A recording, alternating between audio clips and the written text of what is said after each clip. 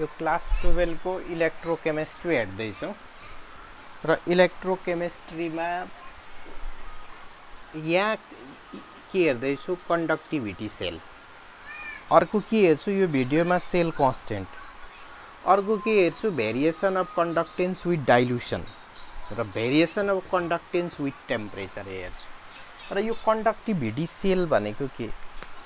यो conductivity sale भनेको conductivity cell is the cell which is used to measure the conductivity of the electrolytic solution। कुनै पनि electrolytic solution छ भने त्यो इलेक्ट्रोलाइटिक सल्युसनको कन्डक्टिभिटी मेजर गर्न हामी जुन सेल युज गर्छौँ त्यसलाई के भन्छ? Conductivity cell. र यसमा के हुनुपर्छ? यो कन्डक्टिभिटी सेलमा जस्तो यो कुनै पनि ग्लासको एपार्टस छ, यो ग्लासको एपार्टस र यस्तो खालको अलिकति यसको कन्फिगरेसन हेर्यो। जस्तो यसमा के हुनुपर्छ भन्दा यो वालमा, यो कन्टेनरको यो वालमा फ्युज गरेको हुनु पर्यो इलेक्ट्रोड, भनेको दुईटा इलेक्ट्रोडलाई यहाँ फ्युज गरेर राखेको छ यो ग्लासको एपार्टसको वालमा, यसरी फ्युज गरेर राख्नु पर्यो। अब फ्युज गरेर राखो अनि यसमा के वायर कनेक्ट गर्नु पर्यो, यहाँ इलेक्ट्रिकल कन्डक्टिभिटीको लागि यसरी वायर कनेक्ट गरेर राख्नु पर्यो। अब यो वायरलाई हामी लगेर पोजिटिभ नेगेटिभ पोलमा कनेक्ट गर्न सक्छौँ। यही के हो? कन्डक्टिभिटी सेल हो।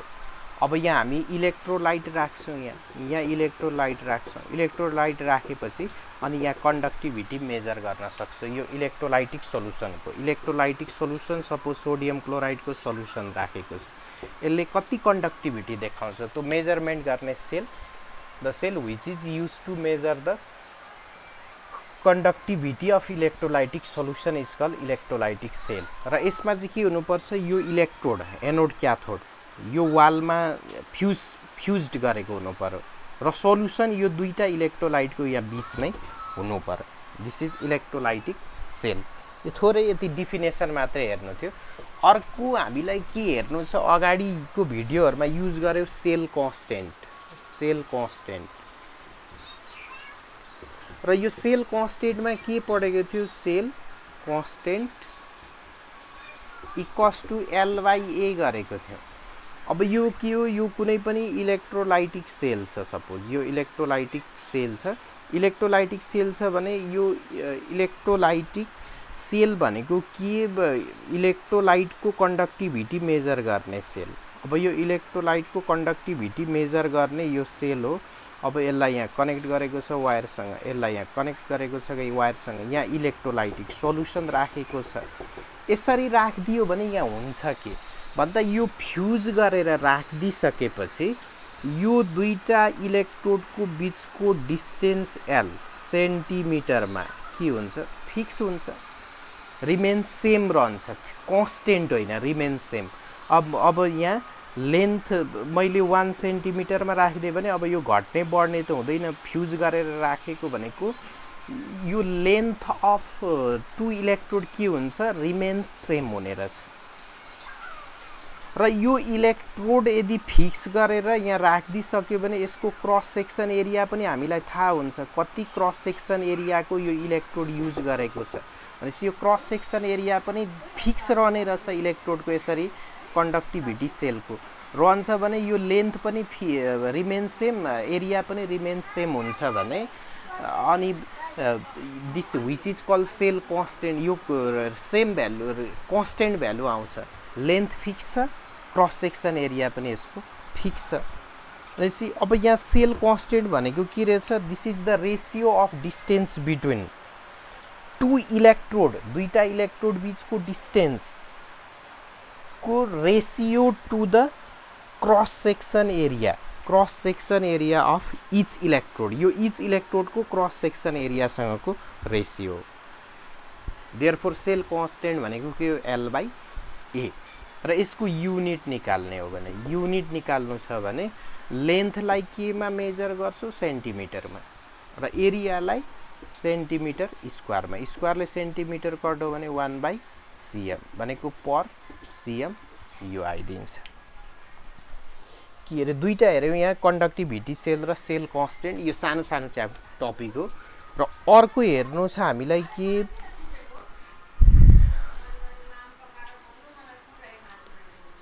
अर्को variation of conductance with concentration variation of conductance with concentration कन्सन्ट्रेसनसँग या डाइल्युसनसँग र फर्स्ट हेर्दैछु स्पेसिफिक कन्डक्टेन्स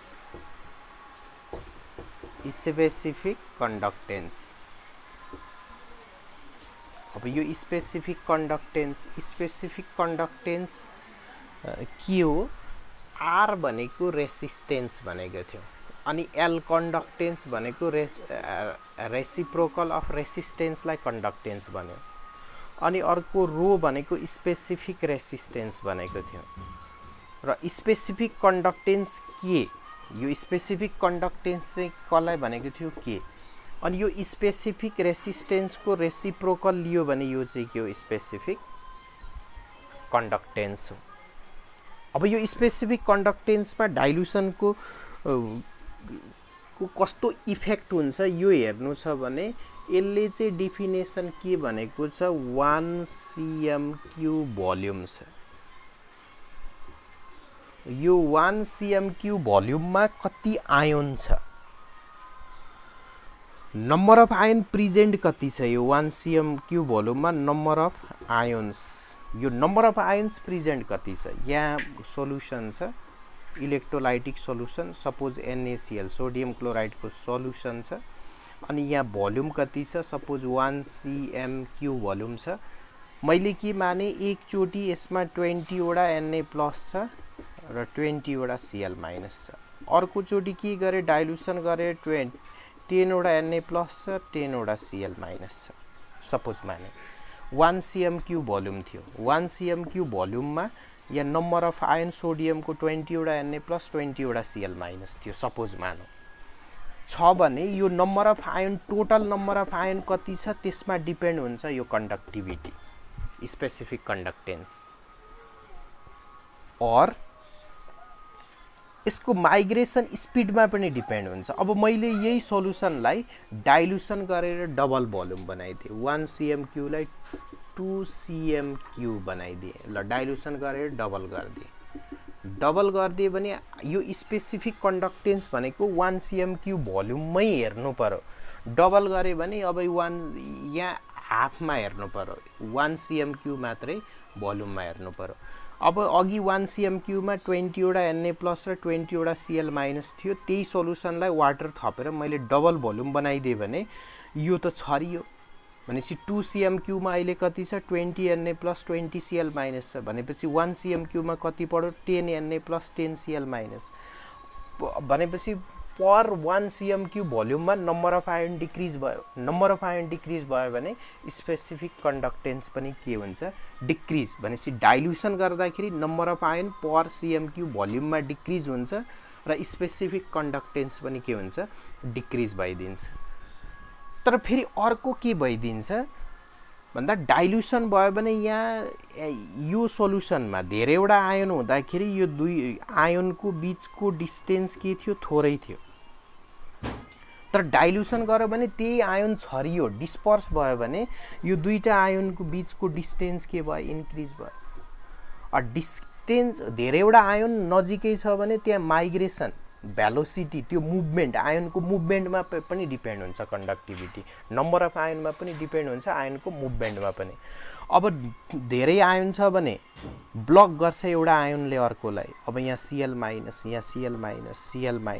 फेरि यता Na+ यसरी सराउन्डिङमा आउँदै जान्छ अब यो आयन मुभ गर्दाखेरि यहाँ ठोकिन्छ भनेपछि माइग्रेसन स्पिड हाई कन्सन्ट्रेसन छ भने कम हुन्छ अब डाइल्युसन भयो भने त यसको डिस्टेन्स त बढ्यो नि डिस्टेन्स बढ्यो भने यसको माइग्रेसन स्पिड के भयो आयनको इन्क्रिज भयो भनेपछि माइग्रेसन स्पिड भेलोसिटी इन्क्रिज भयो भने कन्डक्टेन्स इन्क्रिज हुन्छ भनेपछि के हुँदैछ डाइल्युसन गर्दाखेरि number of ion per unit एरियामा के हुँदैछ डिक्रिज हुँदैछ पर सीएम क्यूब भोल्युममा डिक्रिज हुँदैछ आयोन डिक्रिज भयो भने कन्डक्टेन्स पनि डिक्रिज हुँदैछ स्पेसिफिक कन्डक्टेन्स तर फेरि डाइल्युसन गर्दाखेरि यो आयोनको बीचको डिस्टेन्स इन्क्रिज हुँदैछ डिस्टेन्स इन्क्रिज भएर आयोनिक मोबिलिटी इन्क्रिज हुँदैछ भने स्पिड भेलोसिटी बढ्यो भने कन्डक्टेन्स पनि बढ्छ तर इफेक्ट कसको बढी हुन्छ कन्सन्ट्रेसनसँग डिपेन्ड गर्छ यो कसले स्पेसिफिक कन्डक्टेन्सले पर सीएम क्यूब भोल्युममा हेर्नुपर्छ भने त यहाँ conductance specific conductance number of आयनसँग मेन डिपेन्ड गर्छ माइग्रेसन स्पिडसँग मेन डिपेन्ड गर्दैन यसको इफेक्ट कम हुन्छ यसको इफेक्ट बढी हुन्छ डाइल्युसनको त्यही भएर विक भए पनि स्ट्रङ भए पनि इलेक्ट्रोलाइट स्पेसिफिक कन्डक्टेन्स अन डाइल्युसन के हुन्छ डिक्रिज भइदिन्छ यो कसको केसमा हेर्यो स्पेसिफिक कन्डक्टेन्स र अब इक्विभ्यालेन्ट र मोलार कन्डक्टेन्स हेर्यो भने इक्विभ्यालेन्ट र मोलार कन्डक्टेन्स यो चाहिँ के इक्विभ्यालेन्ट और मोलार कन्डक्टेन्स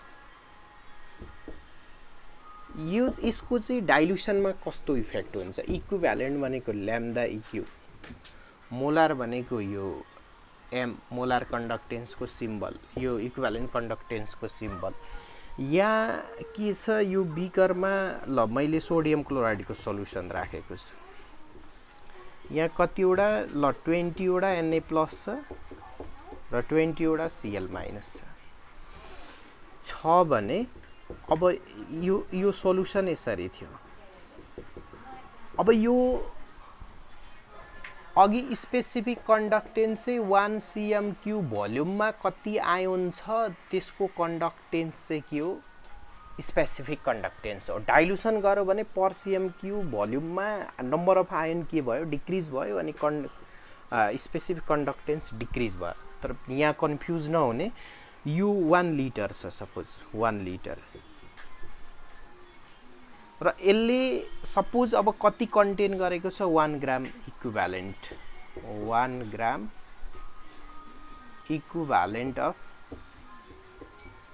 NaCl कन्टेन गरेको छ इलेक्ट्रोलाइट अब मैले यो भोल्युमलाई के गर्दिए यो भोल्युमलाई 2 लिटर बनाइदिए डाइल्युसन गरिदिए यो भोल्युमलाई के गरे 2 लिटर बनाइदिए 2 लिटर बनाइदिए 2 लिटर बनाए भने पनि यो सोल्युट चेन्ज गरेको होइन इलेक्ट्रोलाइट जति छ यहाँ पनि त्यति नै छ 1 ग्राम इक्विभ्यालेन्ट नै छ 1 ग्राम इक्विभ्यालेन्ट नै छ तर भोल्युम अफ सल्युसन इन्क्रिज भयो एमाउन्ट अफ इलेक्ट्रोलाइट सेम छ भने यहाँ यो NaCl स्ट्रङ इलेक्ट्रोलाइट हो अब स्ट्रङको केसमा हेरौँ स्ट्रङ इलेक्ट्रोलाइट यो स्ट्रङ इलेक्ट्रोलाइटको केसमा के भइदियो भन्दा स्ट्रङ इलेक्ट्रोलाइट 100% आयोनाइज हुन्छ यो 1 ग्राम इक्विभ्यालेन्ट सबै आयोनाइज भएको छ भोल्युम डबल गर्दा पनि सबै आयोनाइज भएको छ भनेको number of ions remains same number of ion के हुन्छ डाइल्युसन बढाए पनि घटाए पनि number of ion remains same रहन्छ हामीलाई टोटल 1 ग्राम इक्विभ्यालेन्टमा हेर्नु छ यो भोल्युममा डिपेन्ड नै गर्दैन 1 लिटर भए पनि 2 लिटर भए पनि टोटल कति इलेक्ट्रोलाइटमा कन्डक्टेन्स हेर्नु छ 1 ग्राम इक्विभ्यालेन्टमा यो इक्विभ्यालेन्ट कन्डक्टेन्स हेर्दैछ अब मोलार कन्डक्टेन्स भनेको चाहिँ कति 1 ग्राम मोल यानी कि 1 मोल हाल्दाखेरि अब यो 1 लिटर भए पनि यहाँ 1 मोल इलेक्ट्रोलाइटको आयोन छ 2 लिटर बनाए पनि यसलाई 1 मोल इलेक्ट्रोलाइटको आयोन छ number of ion remains same हुन्छ किनकि 100% सबै आयोनाइज भएको छ अल डाइल्युसनमा नम्बर अफ आयोनमा चेन्ज हुँदैन त इक्विभ्यालेन्ट कन्डक्टेन्स मोलार कन्डक्टेन्समा पनि चेन्ज देखाउँदै छैन यो डाइल्युसनमा तर यो डाइल्युसन गरिदियो भने यहाँ अर्को के भइदियो Na+ र Cl- यहाँ थोरै भोल्युम छ भने डिस्टेन्स कम छ यहाँ Na+ र Cl- यहाँ भोल्युम इन्क्रिज भयो भने यसको डिस्टेन्स बढ्यो भनेको आयोनिक मोबिलिटी बढ्यो र यो मोलार र इक्विभ्यालेन्ट कन्डक्टेन्समा यो number of ion remains same हुने रहेछ डाइल्युसनमा स्ट्रङ इलेक्ट्रोलाइट छ भने विकको हेरेको छैन तर आयोनिक मोबिलिटी बढ्यो भनेपछि आयोनिक मोबिलिटी बढ्यो भने डाइल्युसन गर्दाखेरि यो स्ट्रङ इलेक्ट्रोलाइटको केसमा इक्विभ्यालेन्ट र मोलार कन्डक्टेन्स इन्क्रिज हुन्छ किनकि टोटल आयोन हेर्छौँ। तर विक इलेक्ट्रोलाइट छ भने अब विक इलेक्ट्रोलाइट छ भने यो डाइल्युसन इन्क्रिज गर्यो भने 100% आयोनाइज भएको हुँदैन। 100% नट आयोनाइज, सबै आयोनाइज भएको हुँदैन। जति डाइल्युसन इन्क्रिज गर्यो नम्बर अफ आयोन इन्क्रिज हुन थाल्छ भनेपछि नम्बर अफ आयोन पनि इन्क्रिज हुन्छ, आयोनिक मोबिलिटी पनि इन्क्रिज हुन्छ डाइल्युसनमा। त्यही भएर विक इलेक्ट्रोलाइटको केसमा चाहिँ इक्विभ्यालेन्ट र मोलार कन्डक्टेन्स यहाँ पनि के हुन्छ, ऱ्यापिडली इन्क्रिज देखाउँछ।